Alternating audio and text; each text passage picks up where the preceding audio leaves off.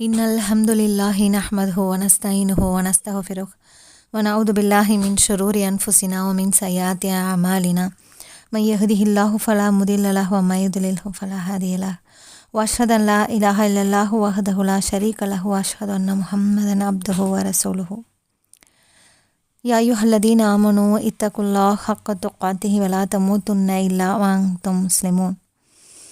புகழ் அனைத்தும் இந்த விண்ணையும் மண்ணையும் படைத்து பராபலிக்கும் இரட்சகனாகிய அல்லாஹ் ஒருவனுக்கே.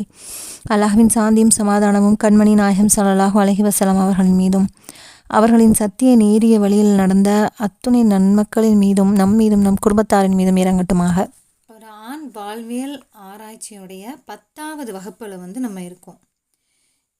நம்ம போன கிளாஸில் 59வது அத்தியாயத்தினுடைய அந்த 18வது வசனத்திலிருந்து தொடர்ந்து பார்த்துட்டு வந்தோம். அல்லாஹ்வுடைய பண்புகளை அல்லாஹ் சுப்ஹானஹு வ தஆலா பேசும் விஷயங்களை நம்ம பார்த்தோம்.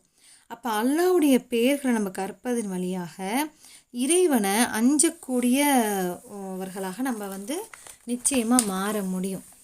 அல்லாஹ்வை பற்றின அவனுடைய பண்புகள், அவனுடைய ஆற்றல்கள் இதெல்லாம் நம்ம தெரிஞ்சுக்கும் பொழுது நம்ம உள்ளத்தில் இறையச்சம் நிச்சயமாக உண்டாகும். நபிகளாருடைய அந்த வரலாற்றிலிருந்து நம்ம எடுத்து பார்க்கும்போது அவங்களுடைய அந்த மக்கா வாழ்க்கையை எடுத்துக்கிட்டோம் அப்படின்னு, மதீனாவுடைய வாழ்க்கையை எடுத்துக்கிட்டோம் அப்படின்னா, அங்கே தான் பார்த்திங்கன்னா மக்களை சீர்திருத்தக்கூடிய அந்த பணிகள், அவங்களுடைய அந்த முறைகள்லாம் தீமைக்கு எதிராக பாவத்தை விடணும் அப்படிங்கிற மாதிரியான கட்டளைகள் இதெல்லாம் அங்கே தான் அருளப்பட்டுச்சு. அப்போ இந்த மாதிரியான வசனங்கள் இறக்கப்படும் போது அவங்களுக்கு அந்த வசனங்கள்லாம் ரொம்ப விரிவாக அந்த மாதிரி இறங்கலை. அல்லாஹ் ஒரு விஷயத்தை கட்டளை இடுவான். அந்த கட்டளை இட்ட அடுத்த கணமே என்ன பண்ணுவாங்கன்னா, அவங்க உடனே கீழ்ப்படிஞ்சிடுவாங்க. இந்த சட்டத்திட்டங்கள்லாம் அருளப்படும் போது தீமையிலேருந்து தடுத்துக்கணும் அப்படின்லாம் சொல்லப்பட்ட உடனே அவங்க என்ன செஞ்சிருவாங்க, உடனே அதை கட்டுப்பட்டு செயல்படுத்திடுவாங்க. உதாரணத்துக்கு நம்ம மதுவை எடுத்துக்கலாம். இப்போ மதுவை அல்லாஹ் இனிமேல் நீங்கள் அதில் சைத்தானிய சிந்தனைகள் அதெல்லாம் அதிகமாக இருக்குது, இனிமேல் நீங்கள் அதை நெருங்காதீங்க, அதை குடிக்காதீங்க அப்படின்னு சொன்ன உடனே இந்த மக்கள் என்ன பண்ணாங்க அப்படின்னா, டீப்பாயாக அந்த மதுவை வச்சுருந்தாங்க. அப்போது இருக்கிற காலகட்டத்தில் இவங்க தான் அதிகமாக குடிப்பவர்களாக இருந்திருக்காங்க உலகத்திலேயே. ஆனால் ஒரு வசனம் இறங்கின உடனே அவங்க எல்லாமே அப்படியே அதை கைவிட்டவங்களாக ஆனாங்க. ஏன் அப்படின்னா, அந்த வசனத்தின் இறுதியில் அல்லாஹ் அந்த கட்டளையை சொல்கிறான் இல்லையா, மதுவை விடுங்க அப்படின்னு சொல்லும் பொழுது தனிபூல் அல்லக்கும் துஃப்லிக்கூன் அப்படின்னு அல்லாஹ் சுப்ஹானஹு வ தஆலா சொல்கிறான். விலகி கொள்ளுங்க, வெற்றி பெறுவீர்கள். அதை செயல்படுத்த எப்படி பாருங்கள், இப்போ நம்ம ஒரு விஷயத்துலேருந்து விலகினா நம்ம வெற்றி அடைஞ்சிருவோம் அப்படிங்கிற இந்த வார்த்தை சொன்ன உடனே அவங்க என்ன செஞ்சாங்க, அதை உடனே அவங்க நடைமுறைப்படுத்திட்டாங்க. அப்போ இந்த மாதிரி செயல்படுத்துறதுக்கு அவங்களுக்கு நீண்ட பயிற்சியோ அறிவுரையோ தேவைப்படலை. எல்லாருமே மதுபானத்தை உடனடியாக அதை அப்படியே நிறுத்திட்டாங்க அப்படின்னா, அப்போ அவங்க இதுலேருந்து நம்ம பரப்பக்கூடிய அந்த படிப்பனை நம்ம என்ன எடுத்துக்கணும் அப்படின்னா, தீமையை அல்லாஹ் விளக்கிட்டா அவனுக்கு அஞ்சி அதை நம்ம விட்டுடணும். உடனடியாக கட்டுப்படுத்தி அதை நம்ம செயலில் காட்டணும். அப்படிங்கிற அந்த நிலை அவங்கக்கிட்ட இருந்த மாதிரி இன்றைக்கி நம்மக்கிட்ட இருக்கா? அல்லாஹ்வுக்கு கட்டுப்படுற அந்த மக்களுக்கு ஒரு சொல்லே போதுமானதாக இருந்தது இல்லையா? ஆனால் இன்றைக்கி பெரும்பாலும் நமக்கெல்லாம் அந்த ஒரு சொல், ஒரு வசனம் இதெல்லாம் நமக்கு போதுமானதாக இல்லையே. எதை சொன்னாலும் மிக விரிவாக விளக்கமாக நிறைய உதாரணங்கள்லாம் நமக்கு சொல்ல வேண்டியதாக இருக்குது. அதுலேயும் வெகு சிலர் தான் அந்த குறைஞ்சபட்சம் அந்த தீமையிலிருந்து விலகிறாங்க. பெரும்பாலும் எல்லா பாவத்தை விட்டு முழுமையாக விலகிறவங்கிறத நம்ம பார்க்க முடியறதில்ல. அதையும் தாண்டி என்ன பண்ணுறாங்கன்னா, அந்த பாவத்தில் அந்த தீமையில் விட்டுட்டு விலகிட்டு திரும்பவும் அதை நோக்கியே அவங்களிடத்துல அது திரும்பவும் தோன்ற வாய்ப்பு தான் இங்கே அதிகரிக்கப்படுதே ஒழிய, அது ஏற்பட்டுடுதே ஒழிய, முழுமையாக ஒரு தீமையிலிருந்து நம்ம அப்படியே விலகி வந்தோம் அப்படிங்கிறதுக்கான ஒரு இதை நம்மளால் பார்க்க முடியல. ஏன், அதுக்கான காரணம் என்ன அப்படின்னு நம்ம சிந்திச்சா அதில் ஒரு காரணம் தெளிவாக தெரியுது. அல்லாஹ் சுப்ஹானஹு வ தஆலா இதை செய்ய, அதை செய்ய, இதை செய்யாத, அதை செய்யாத அப்படின்னு இந்த மாதிரி கட்டளைகள்லாம் சொல்கிறதுக்கு முன்னாடி அல்லாஹ் ஒரு மிகப்பெரிய ஒரு வேலையை செய்கிறான். அது என்ன அப்படின்னா, அல்லாஹ்னா யாரு அப்படிங்கிறத வந்து அந்த மக்களுக்கு புரிய வச்சான். நபிகளாருடைய அந்த மக்கா வாழ்க்கையை வந்து நம்ம எடுத்துக்கிட்டோம் அப்படின்னா, அங்கேருந்து தான் வந்து முதல்ல வசனங்கள்லாம் இறக்கப்படுது. அந்த வசனங்கள்லாம் எப்படி இருக்கும் அப்படின்னா, பெரும்பாலும் மக்கால இறக்கப்பட்ட அனைத்து வசனங்களுமே அல்லாஹ் சுப்ஹானஹு வ தஆலாவுடைய ஆற்றலை பற்றி, அவனுடைய படைத்தல், அவனுடைய திறமை, அவனுடைய கண்ணியம், அவன் எவ்வளோ பெரிய ஆற்றல் பொருந்தியவன், எப்படி நுண்ணறிவோட எல்லாத்தையும் ஒன்னொன்னுத்தையும் எப்படி பார்த்து பார்த்து படைச்சிருக்கான், அவனுக்கு வந்து இணைத்துணை இல்லை, அவன் எல்லாரையும் விட நிகரற்றவனாக இருக்கான். இப்படி அவனுடைய தன்மைகளைத்தான் வந்து திரும்ப திரும்ப திரும்ப திரும்ப நிறைய இந்த மாதிரி கருத்துக்களை கொண்ட வசனங்களை இறக்கிக்கிட்டே இருந்தான். அவனை பற்றின முழுமையான கருத்துக்களை வந்து அவன் எடுத்து உரைத்தான். அப்போ அல்லாவை பற்றி புரிய வச்சுட்டான்.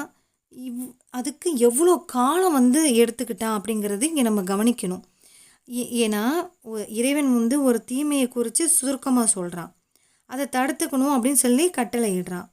ஆனால் இன்றைக்கோ தீமையை குறித்து நாம் விரிவாக பேசக்கூடியவங்களாம் நம்ம இருக்கோம். அது ரொம்ப விரிவாக பேசி சொன்னாதான் நம்மளும் சொல்கிறோம். நம்ம நிறைய தீமையை குறித்த அறிவுரைகள் நம்ம நிறைய கேட்கவும் செய்கிறோம்.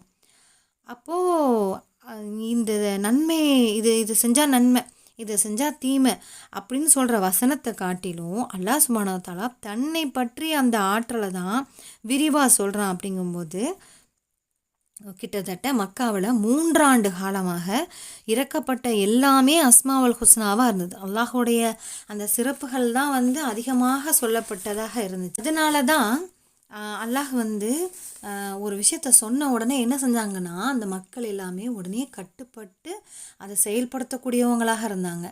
செயலில் வந்து அதை அப்படியே காட்டுனாங்க. உதாரணமாக வந்து நம்ம பத்ர் போரை எடுத்துக்கலாம். பத்ர் போரில் வந்து பார்த்திங்கன்னா, நம்ம இஸ்லாமிய படை வந்து எவ்வளோ ஒரு ரொம்ப சாதாரணமான பலகீனமான ஒரு படையாக இருந்தாங்க. ஆனால் எதிரிகளோ எப்படி இருந்தாங்க, ரொம்ப பலம் பொருந்தியவங்களா, 1000 வீரர்கள் எங்கே, குதிரை படைகள் எங்கே, அவங்களுடைய கவச ஆடைகள் எங்கே, இவங்களுக்கு வந்து சாப்பாட்டுக்கும் வழி கிடையாது. இவங்கக்கிட்ட ஒட்டகங்களும் அந்த அளவுக்கு இல்லை, கவச ஆடைகள் கம்மியாக இருக்குது. இந்த பலகீனமான நேரத்தில் கூட ரசூல்லா வந்து இந்த மாதிரி அல்லாஹ் வந்து வெற்றியை தரேன்னு சொல்லிட்டான், நீங்களாம் வரீங்களா? இப்போ நான் வந்து வெற்றி இன்னும் தெரிஞ்சிட்டா எதுக்கு போய், இப்போ மூசா நபி அவர்களோட மாதிரி நாங்கள் இருக்க மாட்டோம்னு சொன்னாங்க முஹாஜிர்கள். நீனும் உன்னுடைய இறைவனுமே போய் சண்டை போட்டுவாங்க, நாங்கள் இங்கேயே இருக்கோன்னு நாங்கள் சொல்ல மாட்டோம், நாங்கள் உங்க கூட வருவோம், உங்களோடவே நிற்போம், இறுதி வரைக்கும் அல்லாவுக்காக நிற்போம் அப்படின்னு அவங்க சொன்னாங்க இல்லையா? அது மாதிரி அன்சாரிகள் வந்து ஏன் திரும்ப திரும்ப கேட்குறீங்க, நீங்கள் கடலில் குதிக்க சொன்னால் கூட நாங்கள் குதிச்சுடுவோம் அப்படின்னு சொல்லி அவங்க சொன்னாங்க. அப்போ இவங்களுடைய இந்த அந்த போரை வந்து பார்த்தோன்னா இங்கே ஒன்றுமே இல்லை, அங்கே அவ்வளோ இருக்குது, ஆனால் ஒன்றுமே இல்லாதவங்க ஜெயிச்சிருக்காங்க. இவங்க எல்லாரும் வந்தாங்க, வந்து உட்கார்றாங்க. அன்னைக்கு நைட் வந்து அவங்களுக்குலாம் எவ்வளோ ஒரு மனசில் எவ்வளோ ஒரு சங்கடங்கள் இருக்குது, எவ்வளோ கவலைகளோடு அவங்க அங்கே இருந்திருப்பாங்க.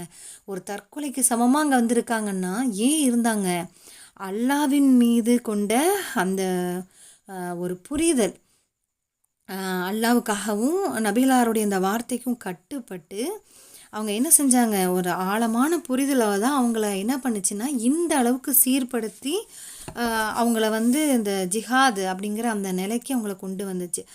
அப்போ இந்த மாதிரியான புரிதல் வந்து நமக்கும் வந்து இருக்கணும். அப்போ அது நம்மளையும் சீர்படுத்தும். நம்மளை சீர்படுத்தணும் அப்படின்னா அல்லாவுடைய ஆற்றலை தெரிஞ்சுக்கிறது தான், அவனை பற்றி ஆழமாக சிந்திக்கிறது, அவனுடைய பண்புகளை வந்து சிந்திக்கிறது தான் நம்மளுடைய முதல் கடமையாக இருக்குது. ஏன்னா அல்லாஹ் வந்து இந்த 59வது அத்தியாயத்தில் இறுதி வசனங்களில் வந்து அவனுடைய 17 பண்புகளை பற்றி அல்லாஹ் சுப்ஹானஹு வ தஆலா பேசுகிறான். அப்போ இதெல்லாம் படிங்க, இதை கொண்டு நீங்கள் வந்து உங்கள் உள்ளத்தில் தக்வாவை வளர்த்துக்கோங்க, தக்வாவை உருவாக்கி வந்து முத்தக்கீனாக நீங்கள் ஆகுங்க அப்படின்னு சொல்கிறான். அப்போ நமக்கு வந்து 3 விஷயம் தெளிவாக தெரியுது. குரான் என்ன சொல்லுதுங்கிறதும், அல்லாஹ்வுடைய அறிவுரை என்ன, அவனுடைய பண்புகள் என்ன, அதை என்னுடைய வாழ்க்கையில் நான் சுய பரிசோதனை பண்ணி நான் அதை வந்து செய்யணும் அப்படிங்கிறது. அப்போது இந்த பண்புகள் இதெல்லாம் நம்ம வந்து செய்யணும்னா அதுக்கு என்னென்ன வழிகள்லாம் சொல்லப்பட்டிருக்கு அப்படின்னா, 2வது அத்தியாயம் 21வது வசனத்தில் அல்லாஹ் சுப்ஹானஹு வ தஆலா சொல்கிறான், மனிதர்களே, உங்களையும் உங்களுக்கு முன் சென்றோரையும் படைத்த உங்கள் இறைவனையே நீங்கள் வணங்குங்க. இதனால் தண்டனையிலிருந்து நீங்கள் தப்பிச்சுக்குவீங்க. அப்போது முதல் வேலையாக நம்ம என்ன பண்ணுறோம்? அல்லாஹ்வுடைய தண்டனையிலிருந்து நம்ம தப்பிக்கக்கூடியவங்களாக மாறிடுவோம். அப்போது யாரை வணங்கணும்? அல்லாவை தான் வணங்கணும். இறையச்சமுடையவராக நம்ம இருந்து வணங்கணும். அப்போ நமக்கு தக்குவாவை நம்ம வளர்த்துக்கிட்டோம் அப்படின்னா அல்லாஹ்வுடைய தண்டனையிலிருந்து ஒரு தக்குவாதாரி தப்பிச்சுக்க முடியும் அப்படிங்கிறது நம்மளால் புரிஞ்சுக்க முடியுது. அப்போ இந்த தக்குவாவை வளர்த்துக்கணும் அப்படின்னா நம்ம நோன்பின் மூலியமாக இறையச்சம் வளரும் நம்ம உள்ளத்தில் அப்படின்னு அல்லாஹ் சுப்ஹானஹு வ தஆலா சொல்கிறான். 2வது அத்தியாயம் 183வது வசனத்தில் அல்லாஹ் சுப்ஹானஹு வ தஆலா சொல்கிறான், இது உங்களுக்கு இறையச்சத்தை வளர்க்கக்கூடியதாக இருக்கும் அப்படின்னு இங்கே அல்லாஹ் சுப்ஹானஹு வ தஆலா சொல்கிறான். லஅல்லக்கும் தத்தகூன் அப்படின்னு சொல்கிறான். இந்த நோன்புங்கிறது இறையச்சத்தை வளர்க்கக்கூடியதாக இருக்குது. அடுத்து 39வது அத்தியாயம் 16வது வசனத்தில் அல்லாஹ்வுடைய அச்சம் ரொம்ப பிரதானம். அது நமக்கு வேணும் அப்படிங்கிறத அல்லாஹ் சுப்ஹானஹு வ தஆலா வலியுறுத்துகிறான். அவர்களுக்கு மேற்புறம் நெருப்பிலான தட்டுக்கள் இருக்கும், கீழ்ப்புறம் தட்டுகள் இருக்கும். அதன் மூலம் அல்லாஹ் தனது அடியார்களை அச்சுறுத்துகிறான்.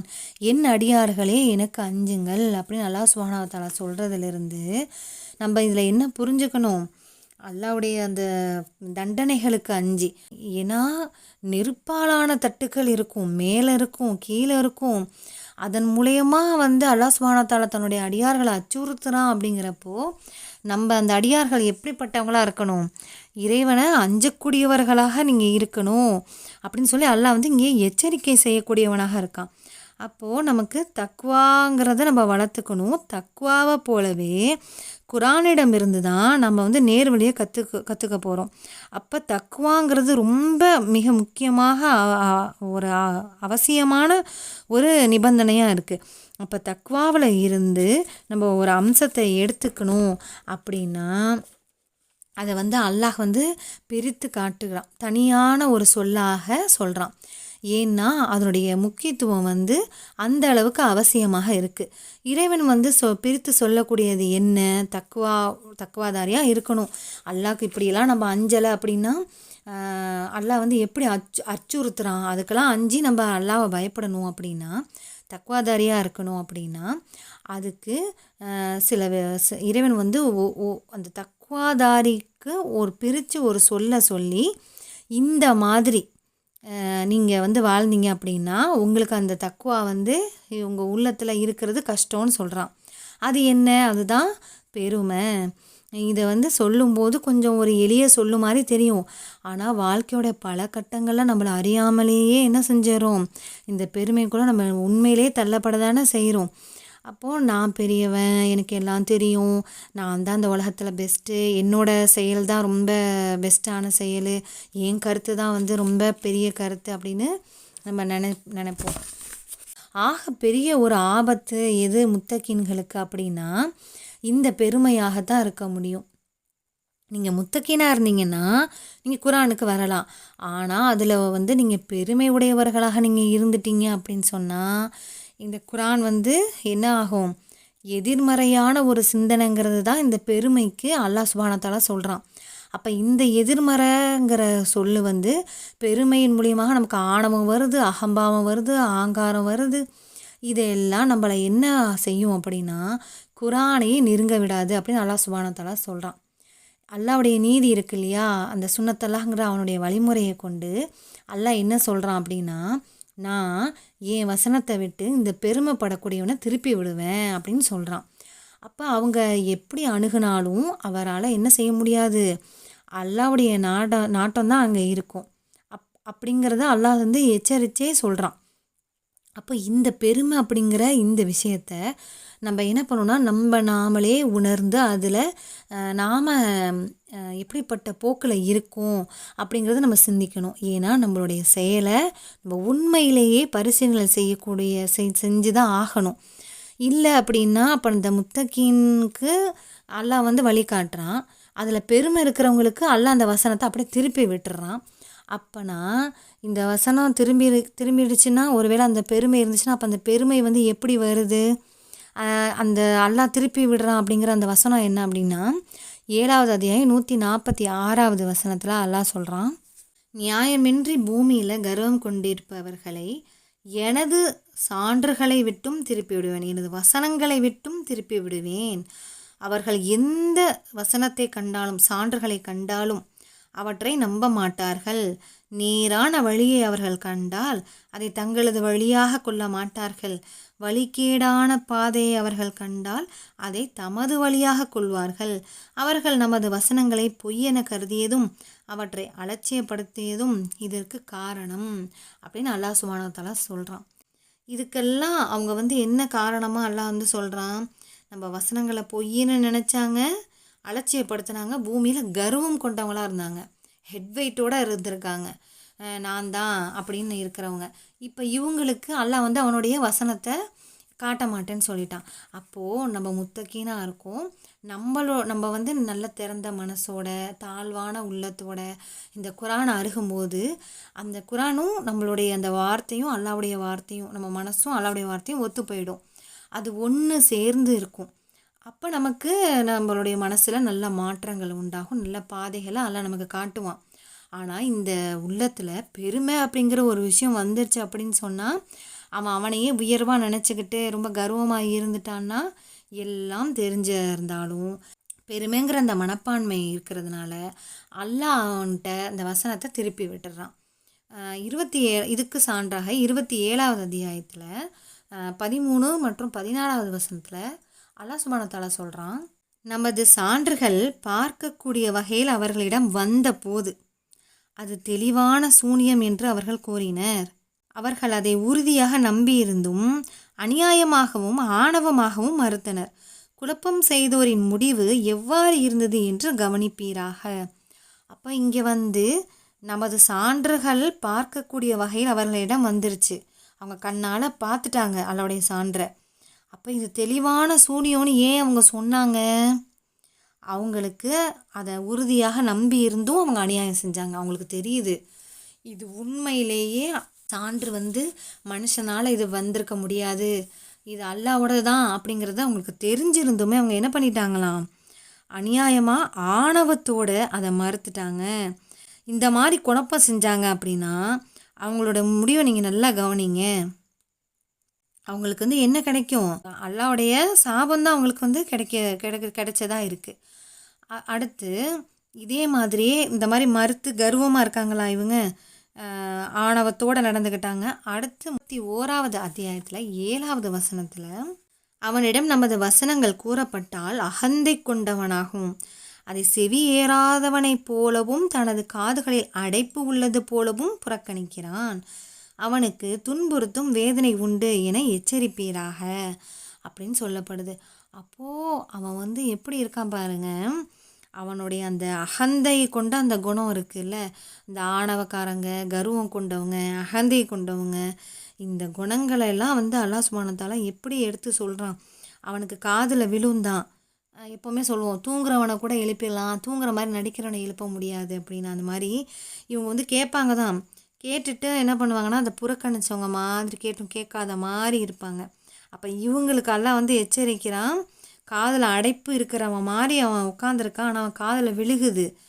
ஆனால் அகந்தையினால் அவன் என்ன பண்ணுறான், அது செவியே இருக்காமல் இருக்கான் இல்லையா, அவனுக்கு துன்புறுத்தும் வேதனை இருக்குது அப்படின்னு எச்சரிக்கை செய்கிறான். பெருமை, ஆணவம், அகங்காரம், கர்வம் இந்த மாதிரி இருக்கிறவங்களெல்லாம் விட்டு அல்லாஹ் சுப்ஹானஹு வ தஆலா என்ன செய்கிறான், அவனுடைய அருளை திருப்பி விட்டுறான். அல்லாவை இவங்க புறக்கணித்ததுனால அல்லாஹ் என்ன பண்ணிடுறான், இவங்கள இந்த மாதிரி குணங்கள் கொண்டவங்களுக்கு அவனுடைய வசனங்கள்லேருந்து அல்லாஹ் திருப்பி விடக்கூடியவனாக இருக்கான். அதே மாதிரி சில பேர் இந்த மாதிரி ஆட்கள் இருக்காங்க இல்லையா, அந்த கர்வம் கொண்டவங்க, அகந்தை கொண்டவங்க, ரொம்ப இதோட ஒரு பெருமையோடு நடந்துக்கிறவங்க, இவங்களாம் என்ன பண்ணுவாங்கன்னா குரானெல்லாம் படிப்பாங்க, நிறைய விளக்கங்கள்லாம் சொல்லுவாங்க, அதில் உள்ள எல்லாத்தையும் அவங்களால பேச முடியும், பண்ண முடியும். ஆனால் அவங்க படிச்சிருந்தாலும் நேர் வழியாக அது அவங்களுக்கு மாறாது. விளக்கம் சொன்னாலும் அவங்களுடைய கர்வத்தினால அவருக்கு என்ன ஆகாது, அதுலேருந்து உள்ள பலன்கள் அவங்களுக்கு பலனளிக்காது. அப்போ நேர்வழிங்கிறது தக்வாதாரிக்கு தான் அது நல்ல செயலாக நல்ல ஒரு வழியாக அமையும். அப்போ நம்ம கேட்குறோம் இல்லையா, அல்லா இடத்துல, அல்லா எனக்கு ஹிதாயத்தை கொடு, சொல்ல வந்து நான் படிச்சுட்டேன், ஆனால் இது என் உள்ளத்தில் சென்றடையணும் அப்படின்னு சொல்லி நம்ம கேட்குறோம் இல்லையா. அப்போ இந்த மாதிரி ஒரு விஷயம் வந்து தக்வாதாரிக்கு தான் நடக்கும். அப்போ இந்த மாதிரி ஹிதாயத்தை கேட்குறாங்க இல்லையா, அவங்களுக்கு அதை படித்து அந்த வசனங்கள் அல்லாவுடைய சொல்ல அவங்க அந்த வாழ்வியலில் செயல்படுத்துறதுக்கு, அது செயல் வடிவத்தை கொடுக்கறதுக்கு அல்லாஹ் தக்குவாதாரிக்கு அதை வந்து ஏற்படுத்தி விடுவான். அப்போ இந்த பெருமை வந்தால் நம்ம புரிஞ்சுக்கணும், நமக்கு அழிவு தான் வரப்போகுது. அல்லாவுடைய சாபத்திற்கு நம்ம ஆளாகும், இழிவுக்கு ஆளாகும் அப்படிங்கிற அந்த ஆழமான விஷயங்கள்லாம் வந்து நம்ம வந்து புரிஞ்சுக்கணும். ஏன்னா உலகத்தில் முதல்ல நடந்த பாவம் அப்படிங்கிறது இந்த பெருமையால் தான் நடந்ததாக இருக்குது. ஏன்னா ஷைத்தான் வந்து என்ன பண்ணான்னா, பெருமைப்பட்டதுனால தான் அன்னைக்கு ஆதம் நபி அவர்களுக்கு வந்து சஜிதா செய்ய சொல்லி அல்லாஹ் கட்டளையிட்ட போது வானவர்கள் செஞ்சாங்க. ஆனால் இப்லீஸ் அப்படிங்கிற அந்த ஷைத்தான் என்ன பண்ணா, நான் தான் பெரிய படைப்பு அப்படின்ற ஒரு பெருமை வந்துருச்சு அவனுக்கு. நான் போய் வந்து இந்த மண்ணால் படைத்த இந்த படைப்புக்கு வந்து நான் சஜிதா செய்யணுமா அப்படின்னு சொல்லி அவன் கேட்டான். இந்த 2வது அத்தியாயம் 34வது வசனத்தில் இந்த செய்திகளை வந்து நம்ம பார்க்க முடியுது. ஆதமுக்கு பணியுங்கள் என்று நாம் வானவர்களுக்கு கூறிய போது இப்லீஸை தவிர அனைவரும் பணிந்தனர். அவனோ மறுத்து பெருமை அடைத்தான், நம்மை மறுப்பவனாக ஆகிவிட்டான் அப்படின்னு வந்து அல்லாஹ் சுப்ஹானஹு வ தஆலா சொல்கிறான். அப்போ பெருமை அடிக்கிறதுங்கிறது அல்லாவை மறுக்கிறதுக்கான செயல் அப்படிங்கிறது நம்மளால் புரிஞ்சுக்க முடியாது. ஏன்னா இப்லீஸுங்கிறவன் எவ்வளோ பெரிய ஒருத்தனாக இருந்தான்.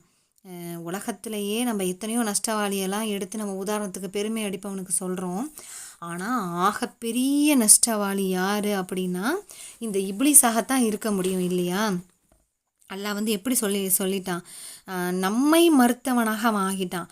நீ பெருமை கொண்டதுனால அல்லாவே மறுத்துட்டா. அப்போ வந்து இப்லீஸுக்கு பெருமை மட்டும்தான் அந்த இடத்துல இருந்துச்சானா இல்லை, அவன் வந்து தன்னை உயர்வாக நினச்சிட்டு மண்ணால் படைக்க ஒரு படைப்புக்கு போயா நான் வந்து சஜிதா செய்யணும் அப்படின்னு மற்றவங்களை இழிவாக தாழ்வாக கருதுகிறான். அப்போ இந்த பெருமையிலேருந்து வரக்கூடிய இன்னொரு விஷயம் வெளிப்பாடு என்னென்னா, தன்னை உயர்வாகவும் தன்னோட ஒப்பிட்டு பார்க்க யாருமே இல்லை அப்படின்னு மற்றவங்கள தாழ்வாக நினைக்கிறது தான். 7வது அத்தியாயம் 12வது வசனத்தில் அல்லாஹ் சுப்ஹானஹு வ தஆலா இதை வலியுறுத்தலாம். நான் உனக்கு கட்டளையிட்ட போது பணிவதை விட்டு உன்னை தடுத்தது எது என்று இறைவன் கேட்டான். நான் அவரை விட சிறந்தவன். என்னை நீ நெருப்பால் படைத்தாய், அவரை களிமண்ணால் படைத்தாய் என்று அவன் கூறினான். அப்போது இந்த பெருமை அப்படிங்கிறது வந்து தன்னிடம் இருக்கிறது சிறந்தது, பிறரிடம் இருக்கிறது தாழ்ந்தது அப்படிங்கிற கருத்தை வந்து இது சொல்லுது. அப்போ பெருமை அப்படிங்கிறது வந்து இங்கே என்ன ஆகுதுன்னா உண்மை. ஏன்னா அல்லாஹ் தான் உண்மையாக இருக்கான். உண்மையை விடவும் இவனுடைய பெருமை தான் வந்து ரொம்ப பெருசு அப்படின்னு ஷைத்தான் வந்து சொல்ல வரான். இது வந்து எப்படி இருக்குது, பெருமை தன்னிடம் இருக்கிறது சிறந்ததுங்கிறது ஒன்று, பெருமைங்கிறது உண்மை, கண்ணுக்கு முன்னாடி இருக்கிற உண்மையை கூட அவன் என்ன நினைக்க மாட்டான், அதை வந்து நான் நினைக்கிறது தான் பெருசு, அந்த உண்மையான ஒரு விஷயம் இருந்தால் கூட அது பெருசு இல்லை அப்படின்னு நினைப்பான் அப்படின்னு சொல்ல வருது. அப்போது இங்கே வந்து நபி ஸல்லல்லாஹு அலைஹி வஸல்லம் அவர்கள் கூட பெருமையை குறித்து வந்து என்ன சொன்னாங்கன்னா, யார் வந்து பெருமையை அடிக்கிறாங்களோ அவங்கக்கிட்ட என்ன 2 பண்புகள் இருக்குது. அவங்க உண்மையை வந்து மறுத்து பேசுவாங்க, மக்களை வந்து அவங்க என்ன பண்ணுவாங்க, வெறுக்கக்கூடியவர்களாக இருப்பாங்க அப்படின்னு சொன்னாங்க. அப்போ அல்லாஹ்வுடைய கோபத்திற்கும் சாபத்திற்கும் அழிவிற்கும் இந்த மாதிரியான தன்மைகள்லாம் வந்து இருக்கிறவங்க என்ன ஆனாங்கன்னா அவங்க அழிஞ்சு தான் போனாங்க அப்படிங்கிறத குரானே நமக்கு வந்து அல்லாவே நமக்கு எடுத்து சொல்கிறான். உதாரணத்துக்கு 28வது அத்தியாயத்தில் 78வது வசனத்தில் அல்லாஹ் சுப்ஹானஹு வ தஆலா சொல்கிறான், இன்னமா யுதித்துஹு அலா இல்மின் இன்டி. அப்போனா மனிதன் எங்கெல்லாம் பெருமைப்படுத்தி நடந்துக்குவானோ என்னிடம் உள்ள அறிவின் காரணமாகவே இது எனக்கு தரப்பட்டுள்ளது என்று அவன் கூறினான். அந்த காரூன் அப்படிங்கிற ஒருத்தன் வந்து பெரும் செல்வந்தனாக இருந்தான் அப்படின்னு அல்லாஹ் சுப்ஹானஹு வ தஆலா சொல்கிறான். அவன் என்ன பண்ணான், இந்த செல்வத்தெல்லாம் வந்து வச்சுட்டு ரொம்ப பெருமை அடிச்சிட்டு இருந்தான். அப்போ மக்கள்லாம் வந்து நீங்கள் இந்த மாதிரி எல்லாருக்கும் கொடுங்க அப்படின்னு சொன்னதுக்கு அது வந்து அவன் கொடுக்க மறுத்து, அதுக்கு காரணம் இந்த செல்வத்துக்கு காரணம் தன்னுடைய அறிவு தான் அப்படின்னு அவன் வந்து பெருமை அடித்தான். அதோட என்ன செஞ்சிட்டான், அவனை வந்து அல்லாஹ் சுப்ஹானஹு வ தஆலா அழிச்சிட்டான்.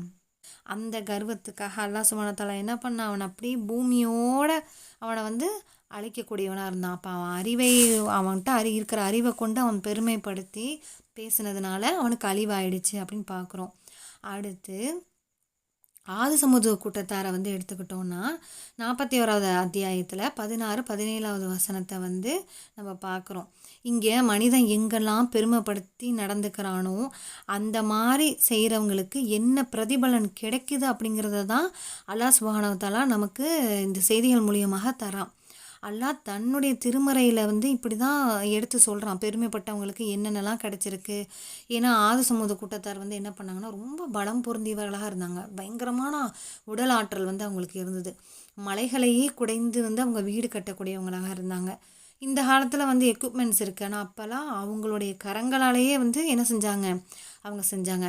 அப்போது அவங்க எதை கொண்டு தன்னுடைய உடல் ஆற்றலை கொண்டு பெருமையாக நினச்சாங்க இல்லையா. அப்போ அல்லாஹ் சுப்ஹானஹு வ தஆலா அவங்களுக்கு என்ன பதில் சொல்கிறான், உங்களை விட ஆற்றல் வாய்ந்த அல்லாஹ் இருக்கானே அப்படின்னு சொல்லிட்டு அவங்களையும் அல்லாஹ் சுப்ஹானஹு வ தஆலா அளித்த வரலாறு நம்ம பார்க்குறோம். அடுத்து செல்வத்தை கொண்டு வந்து என்ன பண்ணுறாங்க, பெருமை அடிக்கக்கூடியவளாக இருக்காங்க. சூரா கஹ்ஃபில் வந்து தோட்டக்காரர்களை பற்றி நம்ம பார்த்தோம். இவங்க என்ன பண்ணுறாங்க, செல்வம் இருக்குது அப்படிங்கிறதுக்காக அதை வச்சு பெருமை அடித்தாங்க. ஆனால் அல்லாஹ் சுப்ஹானஹு வ தஆலா என்ன பண்ணான், அந்த தோட்டத்தையே அப்படியே தலைகீழ வந்து என்ன செஞ்சிட்டான், புரட்டி போட்டு அதை அழிச்சிட்டான். அதே மாதிரி ஃபிரௌன் என்ன பண்ணான், பூமியிலேயே அவன் தான் ரொம்ப பெரியவன் அப்படின்ற மாதிரி பெருமை அடைச்சான். கடைசியில் அவனும் இந்த நைல் நதியே எனக்கு கீழே அப்படின்னு சொல்லும்போது அல்லாஹ் சுப்ஹானஹு வ தஆலா என்ன பண்ணான், ஒரே தடியாக அழிக்கக்கூடியவனாக இருக்கான். இன்னொன்று நமக்கு கண் எதிராக சான்றாவும் அவனை தூக்கி வச்சுட்டான். அப்போ ஆணவங்கிறது நமக்கு எங்கே போய் தள்ள போகுது, பெரும் பாவத்தில் தள்ள போகுது. அல்லாஹ்வுடைய பெரும் குற்றவாளிகளாக நம்ம ஆக போகிறோம் அப்படிங்கிறது நம்மளால் தெரிய முடியுது, நம்மளால் நல்ல விதமாக தெரிஞ்சுக்க முடியுது. நம்ம நினைக்கிறோம் சின்ன சின்ன விஷயங்களில் தானே நம்ம பெருமைப்படுறோம். அதை கூட வந்து என்ன பண்ணாங்கன்னா, இந்த முத்தகீன் அப்படிங்கிற அந்த விஷயத்தை நீங்கள் அடையும் பொழுது உங்ககிட்ட வந்து ஒரு சின்ன பெருமை கூட எந்த விஷயத்துலையும் இருக்கக்கூடாது. அறிவால், உங்களுடைய அல்லாஹ் கொடுத்த உங்களுடைய செல்வத்தால், உங்களுடைய உடல் பலத்தால், இன்னும் எங்கெங்கெல்லாம் மனிதன் வந்து தன்னுடைய பெருமையை அப்ளை பண்ணுவானோ அந்த எல்லா இடத்தையுமே அல்லாஹ் சுப்ஹானஹு வ தஆலா அந்த குரானில் சொல்லி கொடுத்து, இந்த மாதிரியான நிலை உங்கள்கிட்ட இருந்தால் உங்களுக்கு இந்த குரான் பயன் தராது. அப்போது இந்த நிலையெல்லாம் எப்போல்லாம் நம்மக்கிட்ட எந்தெந்த தருணத்தில் நம்ம இதெல்லாம் வெளிப்படுத்தணும் அப்படின்னு நம்மளையே வந்து பரிசீலனை பண்ணி எழுத சொல்லியிருக்காங்க. நானும் ஒவ்வொரு விஷயமாக வந்து சிந்திச்சு பார்க்குறேன், எந்தெந்த விஷயத்துலலாம் வந்து என்கிட்ட பெருமை இருக்குது அப்படிங்கிறத. அதெல்லாம் நினைக்கும் போது, இந்த வசனங்கள்லாம் படிக்கும்போது உண்மையிலேயே நம்ம வந்து இவ்வளோ பெரிய அழிவுக்கான செயல்னு தெரியாமல் நம்ம இவ்வளோ நாளாக இருந்திருக்கோமே. சின்ன சின்ன விஷயத்தில் வந்து ஏன்னா முக்கியமாக வந்து இந்த குழந்தைங்களை பற்றி நம்ம பேசும் பொழுது, நான் வணக்கசாலின்னு நினைக்கும் பொழுது, பிறர் வணக்கத்தை செய்யாத பொழுதெல்லாம் எப்படியெல்லாம் உள்ளுக்குள்ளே அந்த பெருமை அப்படிங்கிற அந்த விஷயம் வந்து வெளிப்படுத்தி நம்ம பேசுகிறனாலும் மனசுக்குள்ளே உருவாகுது இல்லையா. அதெல்லாம் நினைக்கும் போது ரொம்ப கவலையாக இருந்தது. அதெல்லாம் இன்ஷா அல்லாஹ் மாறணும். அதை எல்லாத்தையும் நான் மாற்றிக்கணும். அல்லாஹ் சுப்ஹானஹு வ தஆலா வந்து இவ்வளோ ஒரு அருமையான ஒரு வகுப்பில் வந்து நம்மளை இருக்க செஞ்சுருக்கான். அதுக்காக அல்லாஹ்க்கு வந்து நம்ம நன்றி சொல்லணும். இதுக்கான முயற்சி செய்யக்கூடிய உஸ்தாத், அவங்களுடைய டீமு எல்லாரையுமே வந்து அல்லாஹ் சுப்ஹானஹு வ தஆலா பொருந்தி கொள்ளணும், நம்மையும் பொருந்தி கொள்ளணும். எனக்கு வந்து இப்போது ஒவ்வொரு விஷயமா வந்து ரெகனைஸ் பண்ணி எதிலெல்லாம் பெருமை வருதோ அதெல்லாம் நான் வந்து எப்படியாவது தடுக்கணும், இது என்கிட்ட இருக்கவே கூடாது அப்படிங்கிற அந்த உணர்வை வந்து இந்த கிளாஸ் மூலிமா வந்து நான் உணர்ந்துகிட்டே இருக்கேன். நிச்சயமாக அல்லாஹ்வுடைய உதவினால அதை ஒன்றுமே இல்லாமல் அதை வந்து ஒழிச்சு கட்டிடணும். அந்த பெருமை அப்படிங்கிறத வந்து துளி கூட என்னிடத்துல வரக்கூடாது அப்படிங்கிற ஒரு முடிவோட இன்ஷா அல்லாஹ் நான் செயல்படுறதுக்கு அல்லாஹ் சுப்ஹானஹு வ தஆலா எனக்கு அருள் செய்யணும். வாஹிர தவ்ஹானா அல்ஹம்துலில்லாஹி ரப்பில் ஆலமீன். அஸ்ஸலாமு அலைக்கும் வரஹ்மத்துல்லாஹி வபரகாத்துஹு.